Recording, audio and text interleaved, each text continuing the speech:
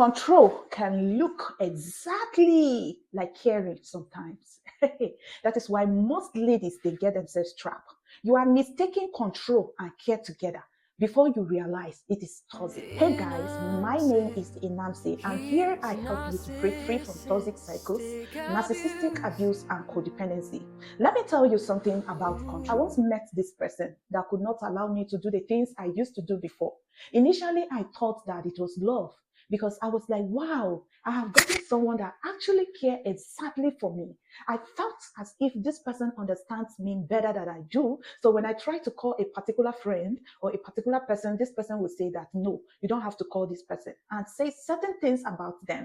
I started feeling as if this was love, and actually, guess the mistake I did. I cut off from all and most of my friends just to keep one person. Does that sound like what you have been through? Let me take you through today to the narcissistic people. They want control and not love. There is a difference between control and love. There is a big difference between care and love. When somebody cares about you, you see that they give you space to be yourself.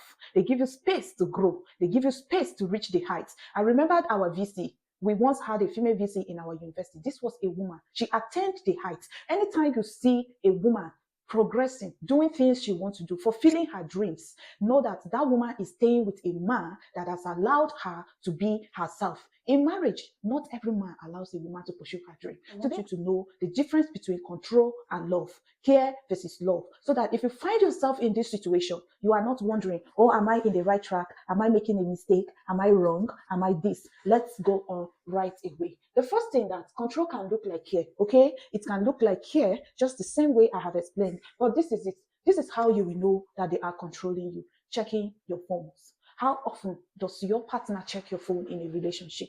It is control. They want to check. I'm not saying that you should not be updated with what you two of you are doing, but how often? How often do they check it? They check it today. Tomorrow they are checking. This is a sign of insecurity. Narcissistic people are insecure. Within them, they have nothing to offer. They feel so empty. So they check your phone, they check who you talk to. Initially, you feel it's normal jealousy. There is a level of jealousy that it's no longer right. So if you are living with a narcissist, or you are living in an abusive relationship, and the person ties you down, checking your phones, checking everything you do, who you speak with, what you do, how often you call, who you have gone out with, everything. Somebody told me something one day and I had to obey. Before you go to any place, you have to take permission. It was like writing an application letter. That is control. You don't have to place someone under your custody and place them inside your house and make them, because the person has gone to an unknown place, not even a far place, you say the person have to take permission every bit of the time. I am not saying women should be wayward. Don't get me wrong. I am saying that there is a level of care that becomes toxic when it becomes too much. That is why we say too much of everything is what's bad. And so it looks like care.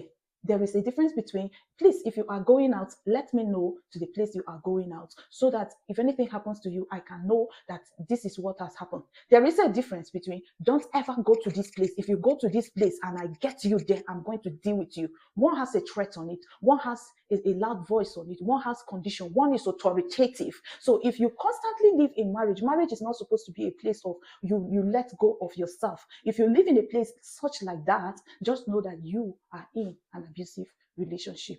Come out right now. I mean, now. Another thing you should know about this cycle of control is that they control your clothes and your friends. Hey, I remember there was a time I had friends I wanted to contact.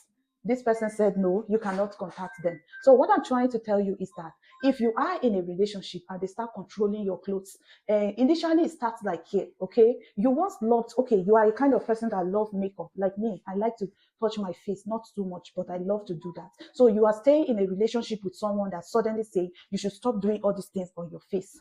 It starts like here. That is why many people confuse it. Stop doing those things on your face. You stopped. Stop putting earring. You stop. Stop wearing trousers. You stop. Stop putting wigs. You stop. Stop making your hair. You stop. Everything you claim you are being submissive. That is not submission. That is timidity. You will become a coward as a woman. Have your own identity. Hey, women, what did I say? Have your own identity as a woman. Have your own identity. Let people know that this is who you are. Meeting me today as a woman and you are telling me that I should stop rubbing powder simply because you have met me, I will never do it. Do you know why? You are trying to shrink me or change me. That is control. That is control. Timidity comes afterwards. That is why many women are trapped in abusive relationships and they cannot come out. Why? They mistook control with care.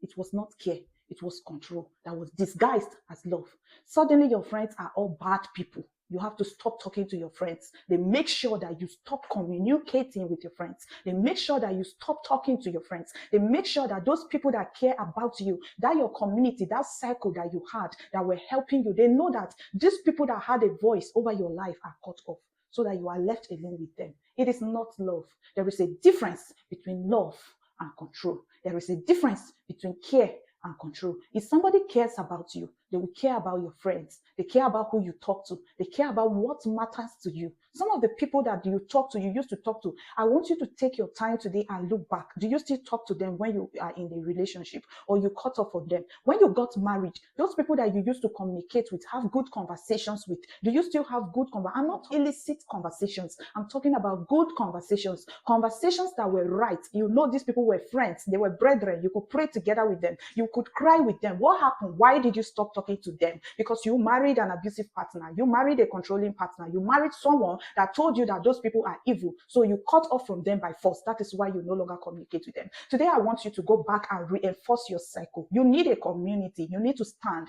You need to come out. And the first thing that you will tell me that you are growing and standing is that you are communicating with the people that you used to communicate before. I'm not saying go and communicate with your ex. These are two different things. But as long as those relationships were healthy and you were talking, go back and continue with your healthy relationship. If they ask you to cut off your friends, then know that you are dealing with a narcissist and is an abuser. The next is angry when boundaries are set. These people are the most set of angry people. They can get angry for the word. The moment you start saying, no, I can't do this. I want to do this. I can't do this. Please let me be. I want to do this. You start setting boundaries. Start saying no. That is when you will see real anger. That is when they can start showing you pepper. So for you not to show them that you want to, you don't have boundaries. That is why they test your boundaries early enough. They control you early enough to see how much you can go. But the moment you start setting boundaries, you start seeing anger. Who are you right now? Do you have boundaries? Can you say no and mean it in that relationship? When you say no, what happens? When you tell that person, no, I cannot do this, what happens? Do they slap you? Do they get angry? If they get angry because you say no, you are yourself and they said no, please don't proceed with that relationship. You are in an abusive relationship. I remain Inamse and I love you watching. Why don't you stick around so that we can talk this now? Share this video to your female colleagues, your male colleagues, friends, and everyone you know so that they can help me say no to abuse. They can help me break free from toxic cycles. I love you watching. I remain Inamse and I'm going to see you in our next video. Bye.